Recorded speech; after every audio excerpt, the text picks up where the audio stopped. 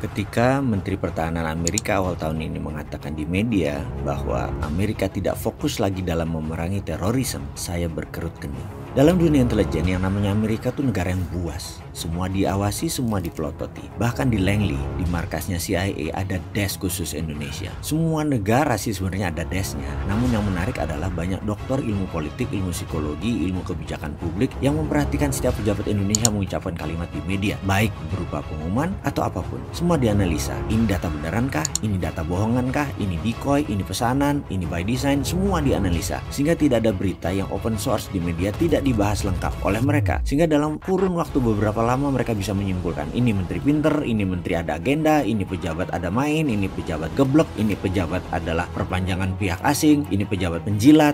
Semua kebaca. Sekarang, adakah dari sisi kita melakukan counter analisa kebijakan negara lain? Atau counter analisa statement pejabat-pejabat negeri adikuasa seperti Cina, seperti Amerika, seperti Rusia? Adakah? Oke, kayaknya mungkin karena banyak pemangku jabatan yang kurang paham geopolitik, jadi lupa mengurus hal beginian. Counter analisa kebijakan negara lain. Atau mungkin karena banyak pejabat belum ikut Lemhanas, jadi urusan bela negara begini nggak terlalu dipikirkan. Kurang nyandak. Jadi ya sudah, biar saya yang sontoloyo ini saja yang parno. Saya berkerut kening atas pernyataan Menhan Amerika tadi. Dan biarlah saya sendirian yang nanggung parno. Berat loh sebenarnya nanggung parno itu. Lebih berat dari nanggung rindunya Dilan. Sekali lagi, saya hanya kurius. Mengapa dia mengatakan Amerika tidak fokus di masalah terorisme? Dalam kalimat itu, maknanya apa ya? Saya coba menelaah. Menhan mengucapkan kata-katanya begini. US no longer focus on terorisme. Lama saya menganalisa dan merenung lalu saya menangkap sesuatu. Klik, seakan-akan ada suara di kepala saya. Amerika tidak lagi perang melawan teroris. Bukan. Kalimatnya artinya begini, Amerika tidak lagi pakai instrumen terorisme di dalam menegakkan hegemoni militernya sebagai polisi dunia. Itu arti kata-kata Menhan Amerika yang sebenarnya. Saya baru paham sekarang. Ini artinya mereka sekarang menggunakan apa ya? Konfrontasi perang terbuka kah? Perang cyber kah? Perang informasi kah? Perang biologi kah? Perang dagang kah? Perang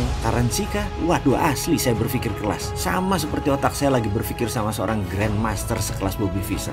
Asli saya berpikir kelas. Lalu saya memperhatikan kalimat berikutnya. Amerika fokus pada growing threat China and Rusia. Nah, ini dia kuncinya. Ini rasanya kuncinya. Timur Tengah, Cina, dan Rusia itu 3 front perang. Biasa Amerika tuh perang 1-2 front. Sekarang main terbuka di 3 front. Apa akibatnya? Dalam 1 tahun, $400 billion belanja peralatan perang oleh negara teluk dan senjata dibeli oleh negara Indo-Pasifik, Korsel, dan Jepang. 400 billion. Walah, dagang alat perang tuh si Amerika ini. Rupanya, mereka memutar roda ekonomi Amerika dengan menciptakan kegentingan. Kurang ajar bener deh si kabinet Trump ini. Walau ujung-ujungnya nggak perang fisik beneran, tapi instabilitas itu bisnis buat Amerika. Sekarang Amerika menyatakan Cina dan Rusia adalah national threat. Ini bagi saya pernyataan serius sekali. Dua negara yang disebut adalah ancaman, dan ancaman tersebut adalah warfare. Artinya siap-siap perang. Apa kira-kira langkah selanjutnya bagi Amerika? Paling nomor 1 adalah memastikan siapa lawan, siapa kawan. Siapa bersama Amerika, siapa bersama Rusia. Saya sih nggak mau sebut siapa negara yang mepet Cina. Serem saya. Dalam National Defense Council, sebagai catatan sebentar ya, departemen ini nggak ada di Indonesia. Amerika menyatakan bahwa mereka segera akan membangun otot industri militer.